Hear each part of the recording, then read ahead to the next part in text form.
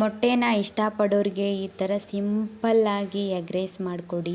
ನಿಜವಾಗ್ಲೂ ತುಂಬ ಟೇಸ್ಟಿಯಾಗಿತ್ತು. ಸೊ ಇದನ್ನು ಮಾಡೋದು ಹೇಗಂತ ನೋಡೋಣ.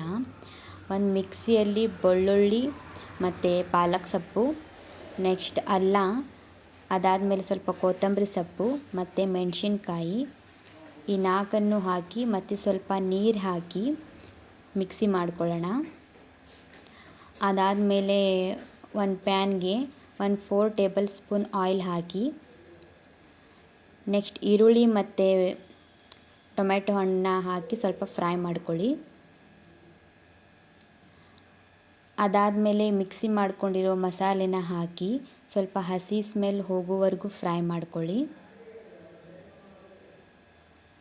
ಸ್ವಲ್ಪ ರುಚಿಗೆ ತಕ್ಕಷ್ಟು ಉಪ್ಪು ಮತ್ತು ಧನಿಯಾ ಪುಡಿ ಮತ್ತು ಸ್ವಲ್ಪ ಎಗ್ ಮಸಾಲ ಹಾಕಿ ಫ್ರೈ ಮಾಡ್ಕೊಳ್ಳಿ.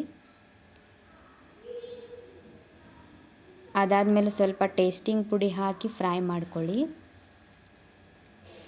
ನೆಕ್ಸ್ಟ್ ನಾವಿಲ್ಲಿ 2 ಮೊಟ್ಟೆದು ಮಾಡ್ಕೋತಿದ್ದೀವಿ. ನಿಮಗೆ ಜಾಸ್ತಿ ಮೊಟ್ಟೆದು ಬೇಕಂದರೆ ಸ್ವಲ್ಪ ಜಾಸ್ತಿ ಕ್ವಾಂಟಿಟಿ ಮಾಡ್ಕೊಳ್ಳಿ.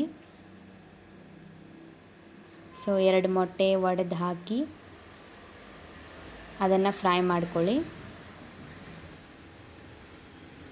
ಅದಾದಮೇಲೆ ಈ ಥರ ಆಗುತ್ತೆ. ಫ್ರೈ ಆದಮೇಲೆ ಸ್ವಲ್ಪ ರೈಸ್ ಹಾಕಿ ಅದನ್ನು ಮಿಕ್ಸ್ ಮಾಡಿ. ಸೊ ನಿಜವಾಗ್ಲೂ ತುಂಬ ಟೇಸ್ಟಿಯಾಗಿತ್ತು. ನೀವು ಒಂದು ಸಲ ಟ್ರೈ ಮಾಡಿ.